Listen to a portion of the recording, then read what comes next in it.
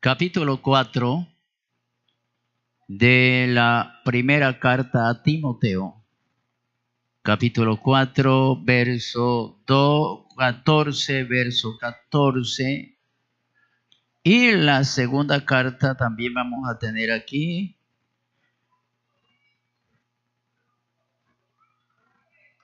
Verso 4 del capítulo 2. Amén.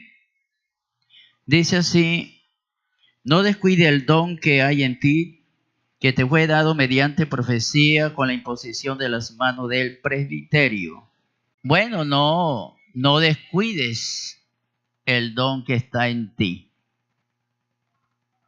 Aquí se está hablando de pronto de los ministros que fue impuesta cuando uno sale y es ordenado, le colocan las manos, los consistorios, el presbiterio, pero parece de que hoy podemos aplicar esta recomendación que hace el apóstol San Pablo a cada uno de nosotros, con el fin que él nos insta de que no descuidemos el don que hemos recibido de parte del Señor, lo que hemos recibido del Espíritu Santo y lo que no lo han recibido.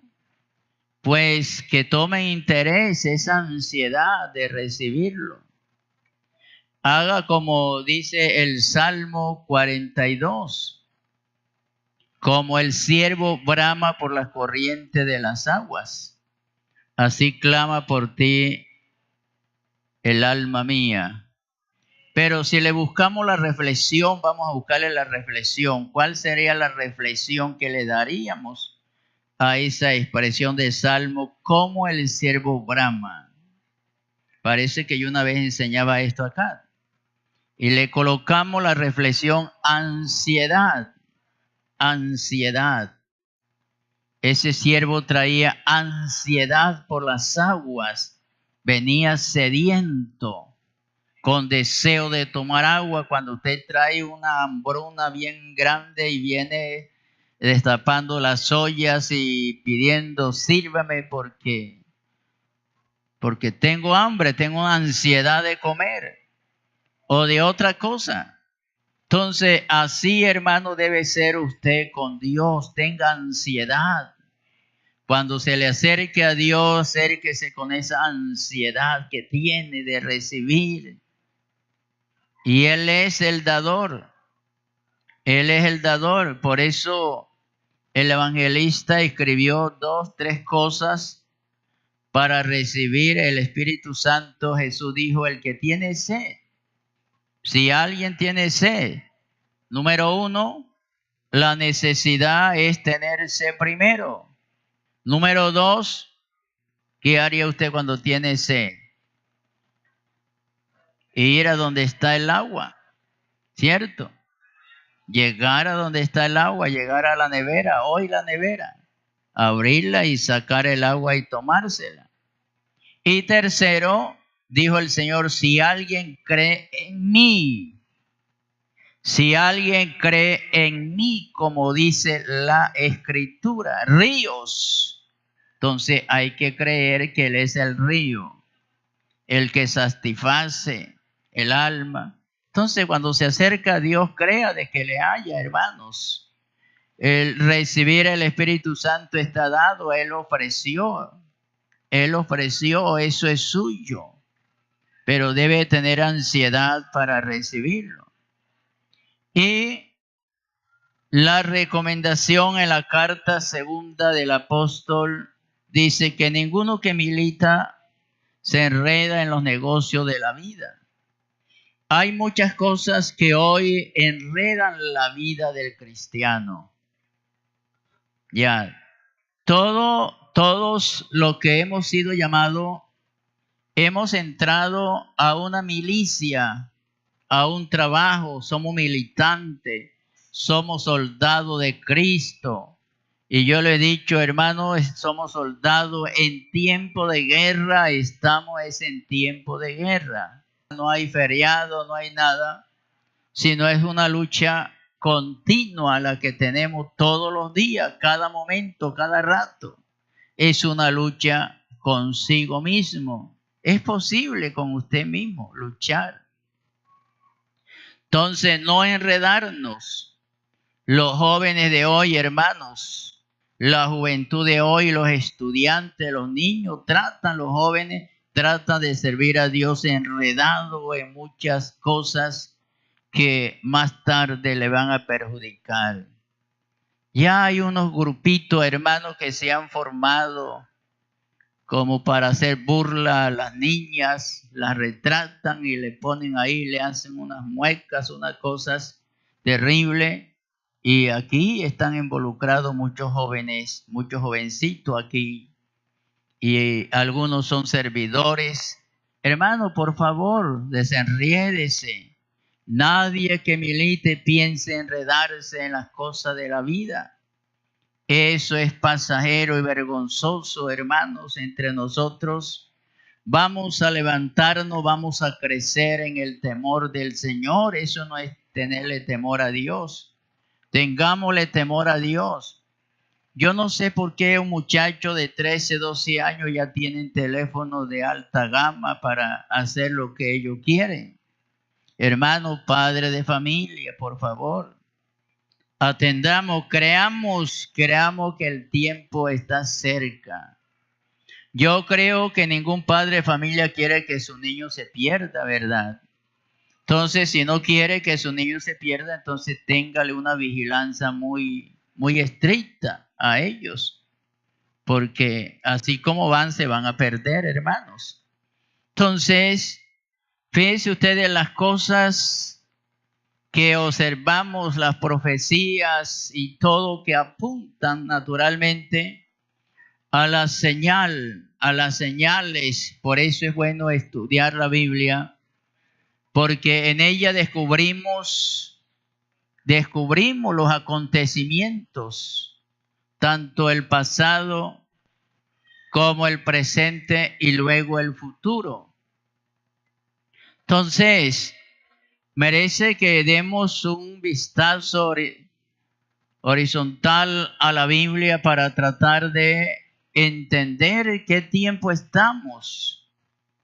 Ya estamos en los últimos tiempos. Yo no sé si usted allá en las redes, por las redes sociales, ya usted vio donde Francisco el Papa ya está convocando a una reunión cumbre de allá entre ellos porque quieren eliminar la Biblia, así lo dice el comunicado.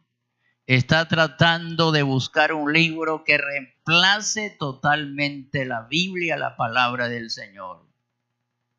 ¿Ustedes no lo han leído? Yo sí lo leí.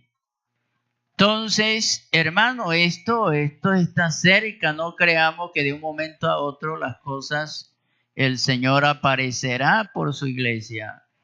Y nosotros somos la iglesia del Señor que debemos estar en esa expectativa. Entonces, no son cuestiones que inventamos acá, que se le inventa el pastor como para mantener a los hermanos en esa tónica. No, es la Biblia, la palabra del Señor Jesús. Porque si ustedes han mirado, han leído, ustedes saben que el catolicismo o el gobierno papal, la palabra de la iglesia está por encima de la palabra del Señor, según ellos. Según ellos, la palabra de la iglesia está por encima de la palabra del Señor. Pero para nosotros no, para nosotros sigue siendo esa palabra infalible. Gloria a Dios. Bendito sea el Señor Jesús.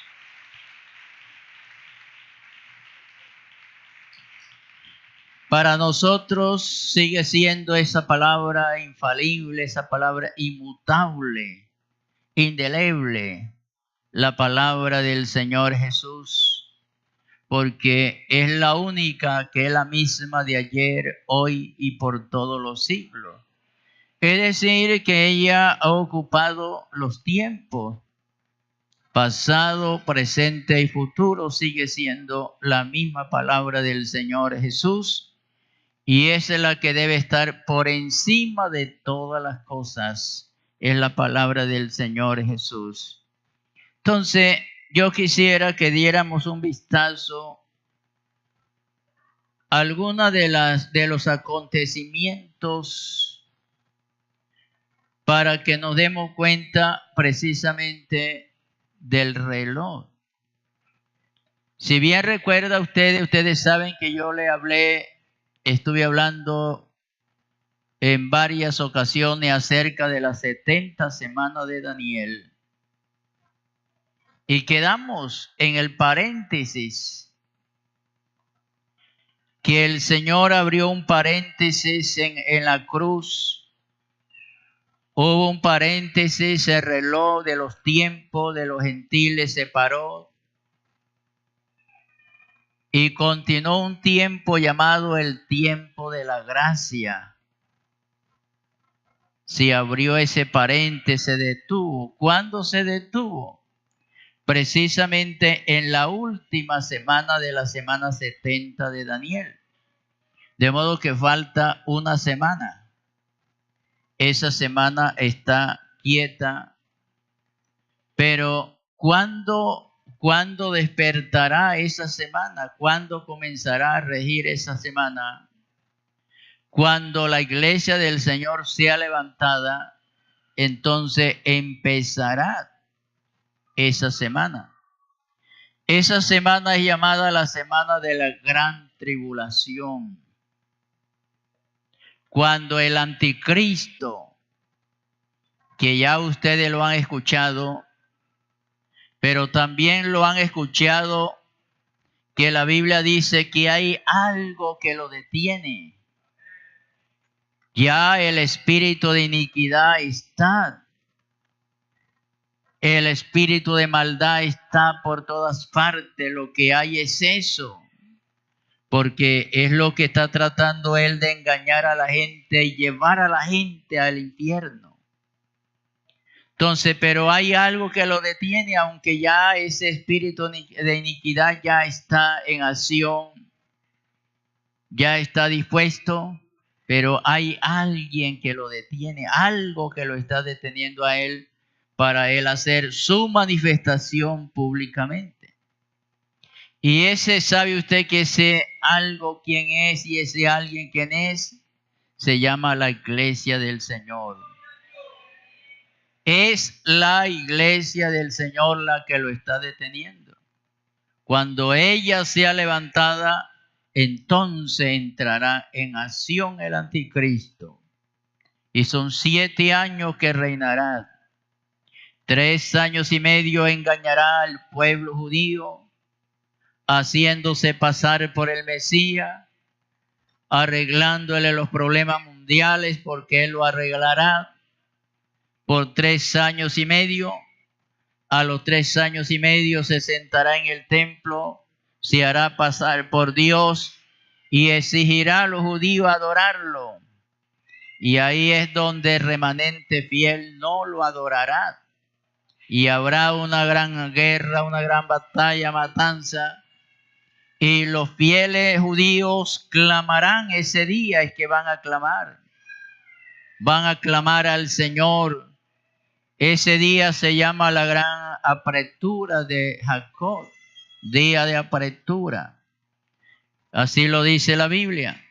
De modo que será un día de angustia, terrible.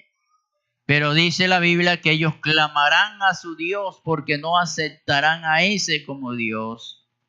Y entonces al final de la semana de los 3 años, al final a cumplirse ya el último día, se manifestará el Señor en gloria. Vendrá y no viene solo. ¿Sabe con quién viene ella? ¿Con quién viene él? Él viene con su iglesia y viene con usted y conmigo. ¿No le alegra eso, hermanos? Gloria a Dios. Alabanza sea el Señor, alabanza sea tu nombre, Jesús. Jesús, Jesús, te adoramos, oh Dios. Vendrá con su iglesia. Y la Biblia dice que matará ese inicuo con el resplandor de su venida. Y entonces Él se sentará en el trono. Y entonces entraremos a la séptima dispensación, que es llamada la dispensación milenaria. Por 1000 años reinaremos con Él aquí en la tierra. Gobernaremos. Y entonces no se afane mucho, hermano, por gobernar, porque gobernaremos con el Señor Jesús. Bendito sea el Señor de la gloria.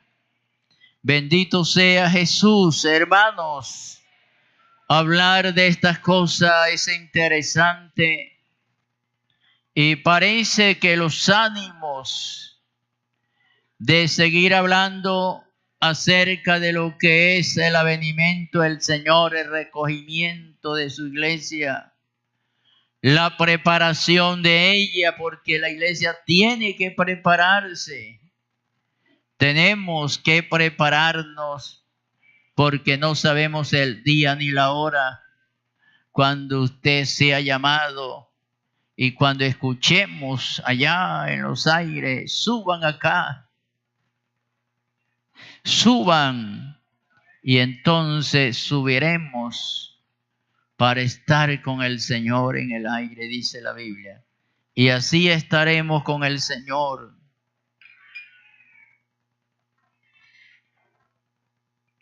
Pero yo creo que nosotros necesitamos dar un vistazo horizontal, como dije, de las profecías. Y para tratar de entender esas profecías tenemos que comenzar a pensar Palestina, tierra de promisión y promesa. Pensar en la Palestina a la que Dios le ofreció precisamente a Abraham, que se la daría a él y a sus descendencias, y sería una tierra fértil para ellos.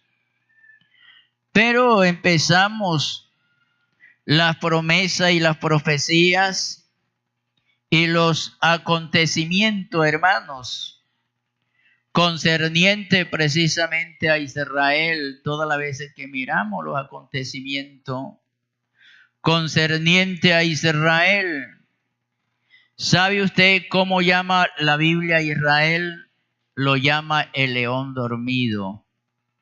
Hasta ahorita mismo Israel está dormido, pero cuando lo despierten, a él lo despertarán. Y usted sabe lo que es un león enfurecido. Entonces eso es lo que es Israel. Entonces a Israel, eso están entretejidos a través de la Biblia. Todo ese análisis que la Biblia viene haciendo con respecto a Israel, entretejiendo todos los acontecimientos, lo que es Israel acerca de la Biblia. Entonces, algunos comprenden promesa porque hay algunas promesas ahí que encontramos, promesas generales, pero la mayoría contiene vislumbres específicos, vislumbre específico y detallado del futuro, cuando los profetas describen los acontecimientos acerca del futuro. Entonces, ellos, los profetas, hacían cierto análisis de las profecías concernientes a Israel y lo consideraban así, de esta manera, lo consideraban Ya era como si ellos miraran a las lejanías cumbre de las montañas, como cuando usted se para la orilla de un cerro y mira esa lejanía de un cerro al otro y le parece que este que está acá está más cerca o está más alto que los otros, y resulta que no, es porque usted está aquí, pero los de allá están más altos. Entonces, así consideraban precisamente la profecía como una montaña extensa. Para ellos vislumbraban eso como una montaña grande.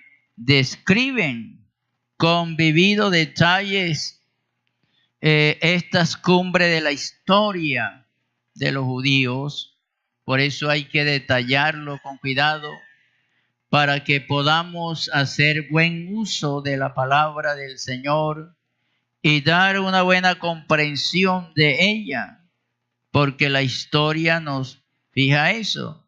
Pero frecuentemente tenían escasa comprensión de los extensos valles de tiempo imaginarios para ellos, aquella extensa valle de tiempo que demostraban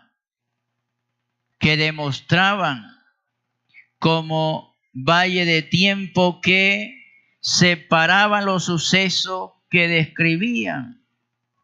Muchas de las profecías sobre Israel son especialmente confusas, a menos que con cuidado se hagan coincidir la una con la otra para poderlo entender bien, una con otra, y se lo compara con la historia de Israel y la tierra de promisión. 3 veces, esto es interesante aquí, que tratemos de hacer una explicación buena. 3 veces los judíos han sido arrancados de su tierra. 3 veces. 3 veces fueron los judíos arrancados, arrastrados, llevados al cautiverio. Y tenemos, fíjense ustedes, 3 veces han sido arrancados de su tierra y 3 veces han regresado. Entonces, eso es interesante que nosotros observemos eso, porque 3 veces han sido arrancados y 3 veces han retornado ellos a su tierra. Ya. Entonces, la causa de la esclavitud de ellos, que muchas veces fueron llevados cautivos, la desobediencia, la cautividad en Babilonia, cuando los jueces, 130 años, cuando los jueces, fue desobediencia de ellos. Pero el primer retorno no fue. El primer retorno de ellos, o cuando tuvo que irse a Egipto, eso no fue por una hambruna que hubo. Y estuvieron allá. Pero hablemos acerca de la profecía de las dispensaciones. Retorno. Entonces, vamos a tratar de pensar aquí en los hechos históricos. Jerusalén ha sido destruida muchas veces y es importante preguntarnos aquí qué profecías ya se han cumplido, porque de seguro que hay personas que necesitan saber, hermanos, cuáles son las profecías que se han cumplido y cuáles son las que no se han cumplido. Ya. Entonces, hay una cantidad de profecías que se han cumplido. Jesús Los vaticinios que Jesús en cierta ocasión hablaba se cumplieron. Se cumplieron, que más adelante lo podemos de pronto entender. Pero quiero que entendamos que Jerusalén ha sido destruida muchas veces y las profecías ya se han cumplido algunas. ¿Y cuáles podemos esperar que se cumplan en el futuro? Muchas de estas antiguas profecías cuyo cumplimiento aún no se ha determinado todavía. Algunas de ellas no se han determinado, ya no han llegado al lugar. Puede cumplirse mientras vamos viviendo, mientras el tiempo va pasando, se van cumpliendo lo que sucede, porque estamos hablando de la profecía concerniente a Israel. Y son pocas las noticias que nosotros tenemos de Israel, ¿cierto? No nos preocupamos por saber. Y Jesús sí tomó inquietud y le dijo a los discípulos, diciéndole: de la higuera aprended de mí. Aprended de ella, de la higuera aprended de ella. No está hablando de la higuera oriental natural de allá. No, eso era figurativo, porque Jesús metafóricamente veía a Israel en la higuera. Por eso le dijo: de la higuera aprended de ella. Cuando sus ramas están tiernas, cuando sus hojas comiencen a brotar, entiendan que el verano está cerca. Lo mismo nosotros acá, cuando uno ve que los árboles comienzan a caer las hojas, este es verano, y la brisa comienza a soplar, este es verano, y cuando las plantas comienzan a florecer, estamos en el otoño, ¿cierto? Entonces, así Jesús mandó a observar la higuera del oriente. Hay un himno que dice acerca de la higuera del oriente, ¿ya? Entonces, hay que tener en cuenta eso, hermano, mirar precisamente a Israel para tratar de comprender las situaciones, cómo está Israel, cómo va. Entonces, los tiempos, los acontecimientos nos van guiando y nosotros vamos entendiendo precisamente estas cosas. Entonces, hermanos, bíblicamente la Biblia aclara el hecho de que el pasado, presente y futuro de Palestina es una de las claves de lo que a continuación va a suceder al mundo. Entonces es la clave para entender los acontecimientos que le vendrá al mundo cuando nosotros demos una mirada de esa. Entonces, primera salida. Entonces, ojalá, a mí siempre me ha gustado que los hermanos traigan sus cuadernos, tomen notas para que comiencen a grabar, porque las cosas se nos olvidan. Ya.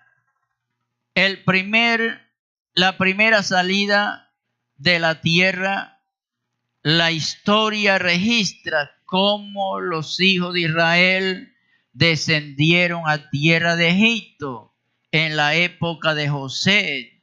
Una familia de 70 personas descendieron a Egipto. Una familia de 70 personas. Ustedes lo han leído, ¿cierto? Salieron de Egipto. Cuando le hablaba acerca de la hambruna que hubo, y José mandó a buscar a sus padres, donde, bueno, es una historia muy fascinante, hermosa. Y salió una familia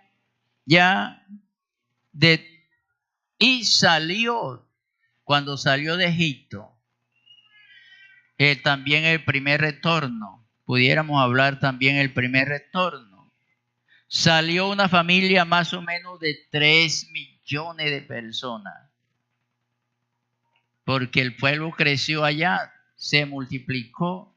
Y no solamente los hebreos salieron, sino una cantidad de gente egipcia también salieron con ellos. Entonces, esa es la primera salida y el primer retorno.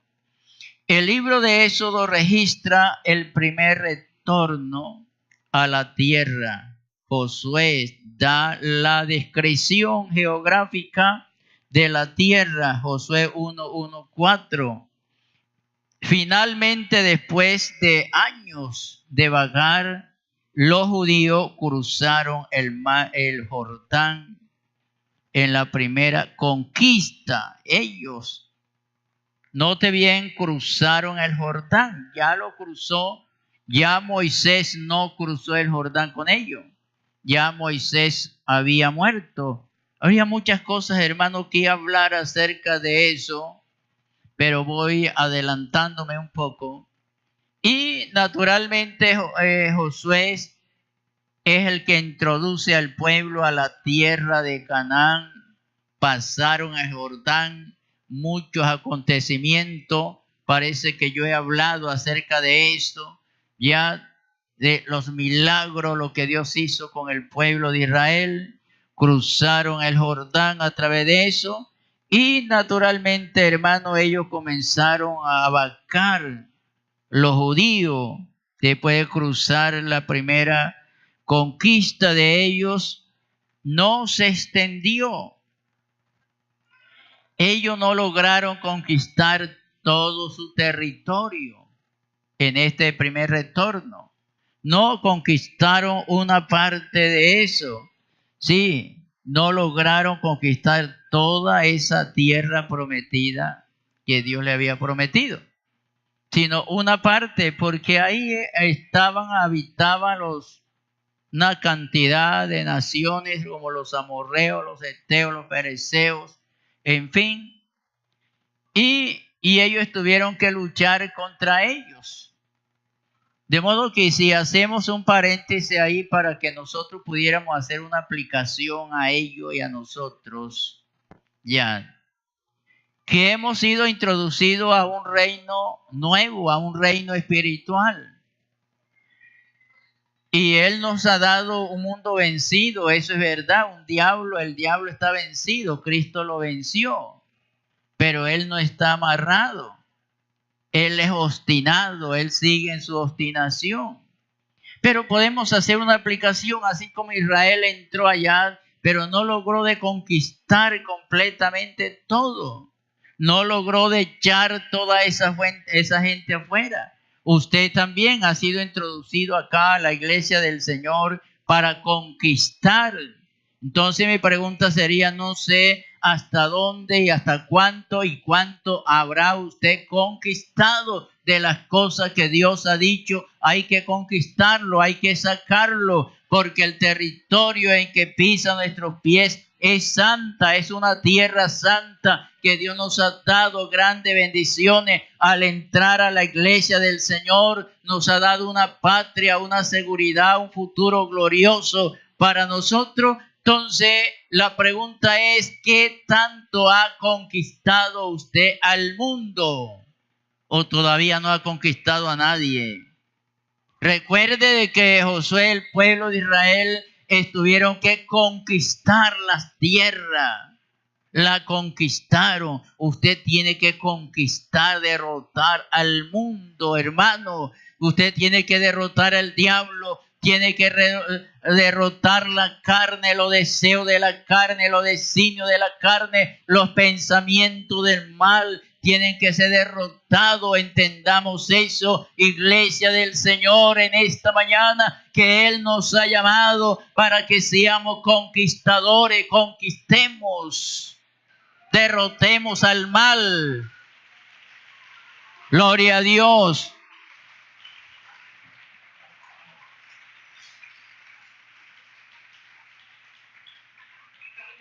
Los muchachos, los jóvenes, derrota todo lo malo. Conquista lo que Dios te ha dado. Aviva el don que está en ti. Usted que toca ahí la batería, tienes don de eso. Pártate del mal, lo que tocan la organeta, lo que cantan, lo que sirve, lo que predican, obedezcamos la palabra del Señor. Él nos ha mandado que avivemos el don que está en nosotros, que nos ha sido dado. Dios ha dado el Espíritu Santo a la iglesia del Señor con el fin que nos ocupemos de ello. Despertarlo, despierta ese don que está en ti. Si he de evangelizar, despiértalo. Si he de cantar, despiértalo. No te dejes, hermano, conquistar del mundo. El mundo pasa y su vanagloria, pero el que hace la voluntad de Dios, dice la Biblia, permanecerá para siempre. Permanecerá para siempre. Somos llamados a permanecer para siempre.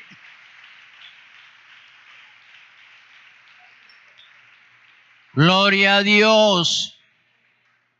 Bendito sea el nombre del Señor Jesús. La ocupación inmediata condicione a la obediencia. La obediencia. Moisés le recalcó al pueblo que Jehová le ha dicho: hoy he puesto el bien y el mal delante de vosotros. Escojamos lo bueno y no lo malo, porque el crecimiento, la estadía, el cumplimiento de las profecías de Israel estaba en la obediencia a la palabra del Señor. A los hijos de Israel se le advirtió que si no guardaban la ley que se le había entregado, ¿qué le pasaría? De cierto serían echados de la tierra. Después de la muerte de Josué, el pueblo fue gobernado por los jueces, siendo Samuel el último de los jueces, periodo de 130 años. Fueron gobernados a través de jueces. Por su desobediencia no hubo un sucesor de ahí en adelante, sino que se levantaban jueces para gobernar, para dirigir. Y así en ese estado 130 años. Segunda salida.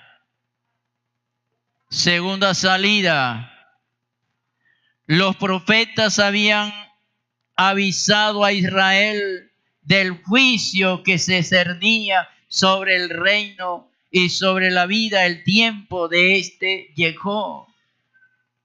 Entonces los sirios se llevaron cautivo a las 10 tribus del norte en el año 721 antes de Cristo, y después Nabucodonosor, rey de Babilonia, conquistó a Jerusalén a fines del verano del año 605 antes de Cristo. Gloria a Dios. Estamos en la segunda salida del pueblo de Israel de su patria, de su tierra, porque fueron desobedientes y fueron esclavizados. Hermano, la desobediencia, dice la Biblia, que es pecado. Y todo pecado tiene su retribución. Ojalá que los jóvenes, los muchachos de hoy, ojalá que los muchachos de hoy me estén escuchando hoy. La desobediencia es pecado. Todo pecado tiene su distribución, tiene su paga. Tarde o temprano se van a ver en situaciones vergonzosas. Entonces, escapa, joven querido, colócate en las manos del Señor. Aférrate a la promesa que Él nos ha dado, porque Él nos ha dado promesas. Bendito sea el nombre del Señor. Demos gloria a Dios, hermanos. Demos alabanzas al Señor Jesús. Entonces tenemos precisamente el rey Nabucodonosor 600 años antes de Cristo. Como consecuencia de esta invasión, muchos hijos de Israel fueron capturados y deportados a Babilonia. Finalmente Jerusalén fue devastada. Jerusalén fue devastada. Hermanos, si usted lee la historia de Jerusalén, hermano, usted necesita tener los nervios de punta para soportar, para ver toda la masacre que le hicieron a Jerusalén, a los judíos, cómo lo masacraban en el gobierno papal. Hermano, eso es espantoso. Nosotros de pronto ignoramos eso. Pero Jerusalén fue devastada en el año 586 antes de Cristo. Quedaron una vez más el pueblo de Israel fuera de su tierra, y Jerusalén quedó desierta Jerusalén. No había un judío que la habitara por ahí. Entonces, hermanos, debido a la desobediencia de ellos, Jerusalén, si habláramos un poquito de ellos, más adelante posiblemente hablamos, pero vamos a pensar la promesa del segundo retorno. Ahora retornan, hay una promesa para que ellos retornan. Pero el profeta Jeremías, que vivió en los tiempos de la derrota de Israel, predijo que los israelitas volverían a su tierra, porque así dijo Jehová: cuando en Babilonia se cumplirían los 70 años de cautiverio. Eso lo profetizó Jeremías. Dios visitaría después. Mire sobre esto. Dice: sobre mi pueblo haré volver a este lugar. Jeremías 29:10. Una profecía. Después de la cautividad de los 70 años, yo me acordaré de Israel, y entonces Israel volverá. ¿Cómo volverá? Cuando el rey Ciro entró en el reinado, y mirando que el rey Ciro se encontró en la lista de las profecías, y entonces el rey Ciro dio libertad al pueblo de Israel de regresar a su tierra natal y edificar nuevamente a Jerusalén, edificar los muros en el tiempo de Esdras, en el tiempo de Nehemías. Entonces el pueblo regresó en su segundo retorno a la tierra para edificar el templo que ya estaba derrotada. La oración de Daniel, el segundo retorno. Casi 70 años más tarde, el profeta Daniel,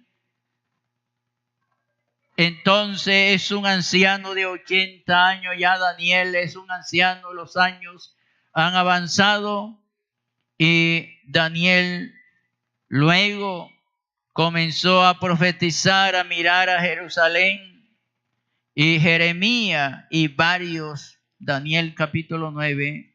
Entonces ahí tenemos precisamente, se reconstruye nuevamente el templo de Jerusalén, nuevamente se reconstruye, porque el templo fue destruido muchas veces. Entonces, en ese segundo retorno se reconstruye el templo, las oraciones de Daniel. Entonces, las profecías de Jeremías cumplidas literalmente se cumplió mediante el libro de Esdras. Registra la historia de 50,000 personas. Fíjate, una cantidad de judíos, y solamente han quedado 50,000 personas que regresaron a la tierra prometida. Después de muchos esfuerzos, reconstruyeron finalmente el templo. En el año 516, el templo fue nuevamente reconstruido. El templo de Jerusalén fue reconstruido 516 antes de Cristo. La ciudad misma no fue reconstruida hasta el año 445 antes de Cristo, autorizado por el rey para reconstruir la ciudad. Nehemías vino a reparar las ruinas de Jerusalén.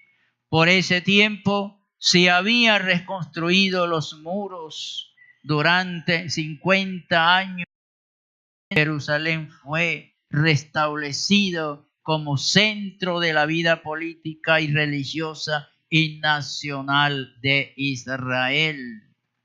Demos gloria a Dios, hermanos. Fue cumplimiento los 50 años siguientes en reconstruir el templo. 50 años reconstruyendo las ruinas que había. Demos gloria a Dios, hermanos. Demos gloria a Dios.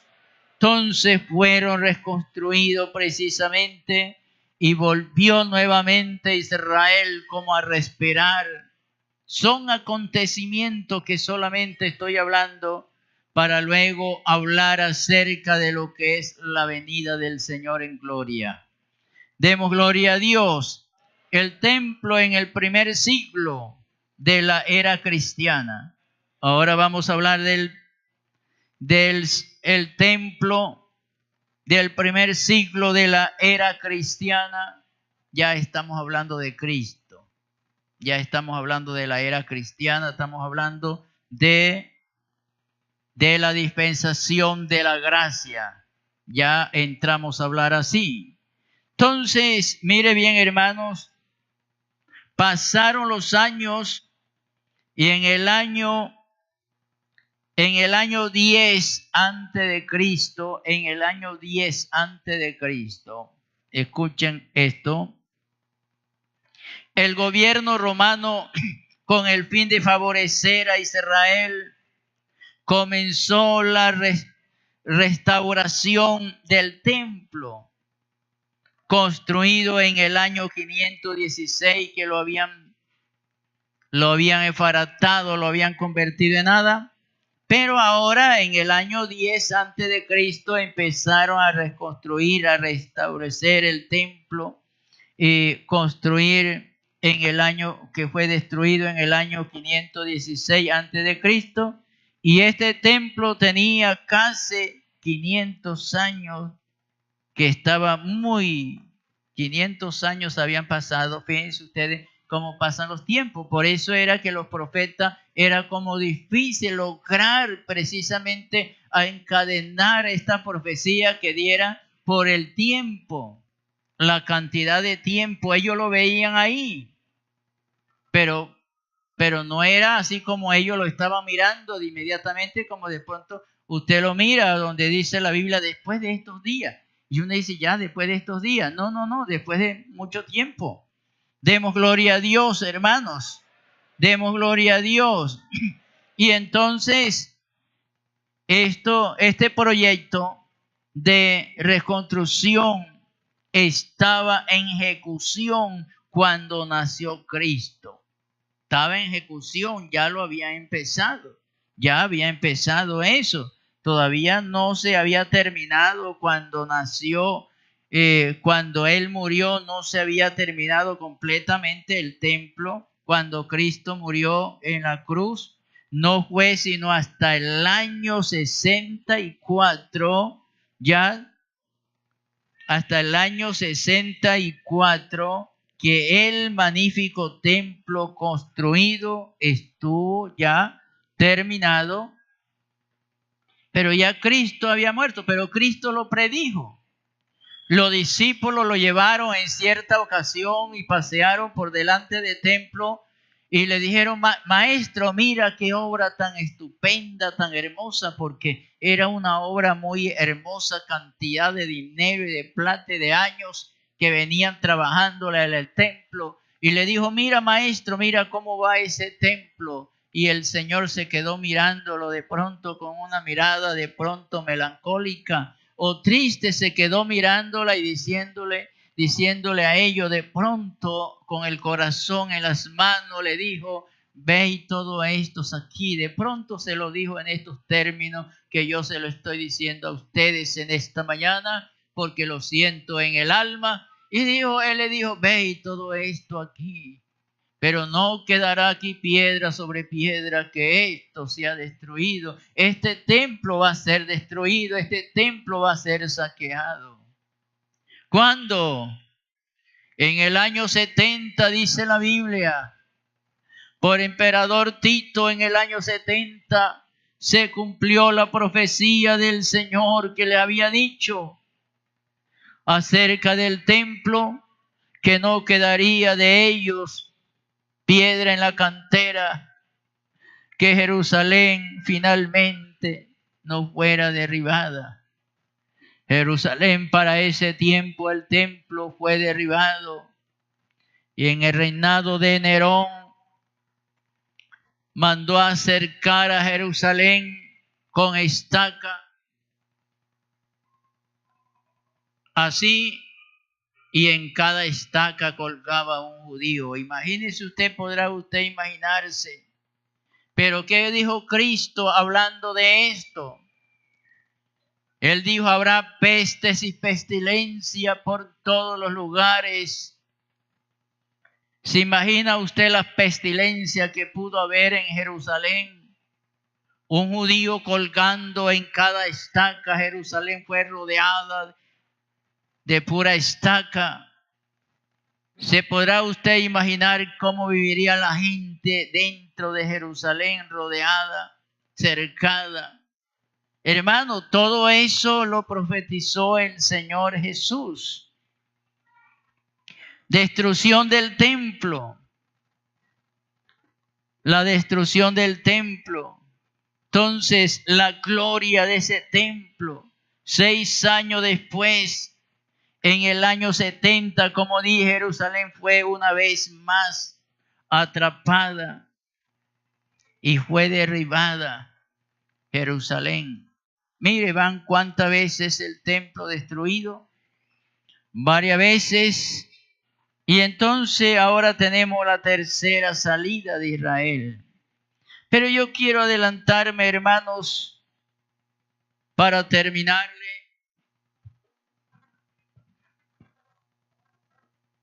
Ya voy a terminarle porque es una profecía. Pero quiero que nos quedemos ahí en la tercera salida de Israel. Y el tercer retorno también de Israel. Pero yo quiero decirles algo. Hablando de Israel, el estado de Israel, Israel quedó sin estado. Israel quedó sin tierra. Israel era un pueblo forasto. No tenía tierra. En el año 1948, cuando el Estado de los Estados Unidos, en unión con Rusia, vieron bien escoger de Palestina una parte de Palestina para darle propiedad y tierra propia al pueblo de Israel, para que fuera una nación y estuviera una patria propia Israel. Entonces, desde ese año 1948, Israel estuvo una patria. ¿Y saben ustedes cuánto le dieron a Israel de territorio? Le dieron 13,000 kilómetros solamente. Pero Israel, en su lucha, en pocos años llegó a recuperarse 21,000 kilómetros. Llegó Israel a recuperar sus tierras, pero no toda su tierra. porque Palestina, ya ustedes saben que ahí están los árabes palestinos y está Israel que lo divide. Y hablaríamos en otra ocasión acerca de la mezquita que está allí, que es lo que el anticristo va a hacer con los judíos. Pero yo quiero decirles, hermanos, yo creo que en esta mañana, si nosotros consideramos a Israel como el centro de la tierra, como el centro de las profecías, de los acontecimientos, para que nosotros como iglesia del Señor estuviéramos en cuenta. Si en el año 1948 se estableció Israel como nación, ¿cuántos años estará cumpliendo Israel hoy? ¿Cuántos años Israel está celebrando, está cumpliendo años en estos últimos días, hermano? Israel está cumpliendo años. Si saque cuenta cuántos años está cumpliendo Israel en el día de hoy. Más o menos como 71, 72 años, no estoy muy seguro, pero Israel está cumpliendo. Hoy está cumpliendo y celebramos con ello. Nos alegramos por ello. Gloria a Dios. Porque la Biblia dice que cuando todas estas cosas acontecieren, y entonces se mostrará la señal del Hijo del Hombre que viene en gloria, donde todo ojo le verá. Dice, se manifestará en gloria. Gloria a Dios. Entonces, hermanos, las profecías, el cumplimiento, todas las cosas que estamos observando, que estamos viendo, una cantidad de cosas. París, si yo le mostrara algo de ciertas reuniones que se hicieron precisamente, entonces lograríamos entender muchas cosas. En París, Francia, Europa, en el año 1933 se celebró una conversación contra Dios y hubo 2.700 delegados que profesaban representar 13 millones de almas que decían que dentro de 5 años más tendrían 50 millones en esta conversación. ¿Qué hablaban en esa conversación? ¿Qué decían en esa conversación? Vamos a observar. Publicaron 180 revistas contra Dios. Cada semana 21 de ellos publicadas en lo mismo, en la misma ciudad de París. También infundieron que había 6.000 estudiantes estudiando en seminario contra Dios. Y esa fecha, ahora en 1966, han pasado de los 50 millones de ateos. Es que el diablo se ha reunido, hermano, para hablar contra Dios y mentir lo que la Biblia dice. Claro que nosotros en parte estamos ignoramos de muchos acontecimientos en la historia. Pero eso sí, que el diablo, Satanás, está reunido con los suyos para hacerle guerra a la iglesia del Señor. Y hoy se busca con la unión ecuménica, que todos profesan lo mismo, creen lo mismo. Ya ustedes ven gente del catolicismo con la Biblia aquí debajo.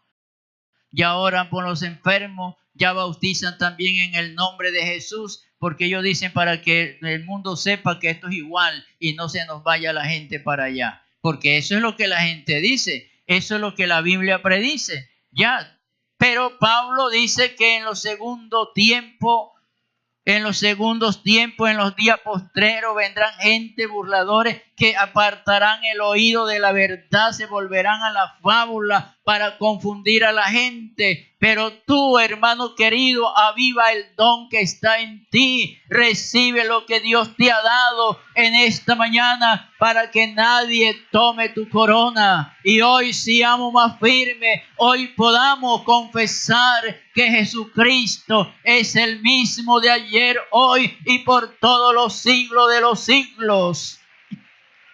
Alabanza sea el nombre del Señor Jesús. No hay tiempo para seguirle leyendo, hermanos. Cómo se confula la gente, cómo se reúne la gente. El salmista dice que se amotina la gente. ¿Por qué se amotina la gente? Se reúnen para hacer sus planes y tratar de destruir de una y otra forma al cristianismo, a los muchachos de hoy. Ese celular de alta gama es una destrucción para la juventud de hoy. Está destruyendo su mente. Ya no, usted no encuentra el niño, y si usted lo deja solo en el cuarto, usted no sabe qué está haciendo él a la medianoche. Y resulta que está ahí pegado ahí en la pantalla del celular, chateando y buscando. Ya, y usted cree que está dormido. No, señor. Hermano querido, abra el ojo porque va a perder a su niño. Hoy la maldad en los lugares celestiales, las fuerzas infernales se han unido para arrebatar de nuestras manos lo que el Señor nos ha dado. Pero Dios permite en esta mañana, hermanos, aleluya, como los 3 jóvenes allá en Babilonia que fueron echados en el horno de fuego. No importa lo que venga, no importa lo que tenga que hacer, yo sé que mi Redentor vive. Dios, yo sé que mi Redentor vive y al fin me levantará del polvo de la tierra. Gloria a Dios, hermano, es tiempo de velar. Velad pues, porque no sabéis el día ni la hora en que el ladrón entra a minar tu casa. Y ya muchas casas están minadas con eso, hermanos. Gloria a Dios. Hermano, entendamos que las cosas, las señales se están cumpliendo al pie de la letra. Entonces, ¿qué tenemos que hacer? Como dijo Pablo, mira pues con más diligencia. Mira pues con más diligencia, no sea que nos deslicemos y perezcamos antes de lograr lo que Él nos ha prometido, de entrar allá. Porque yo creo que la esperanza nuestra, hermano, es estar allá con el Señor. Crea eso, que esto es verdad. Y crea que la venida del Señor hoy más que nunca está más cerca de lo que usted y yo pensamos. Le voy a invitar a estar en pie.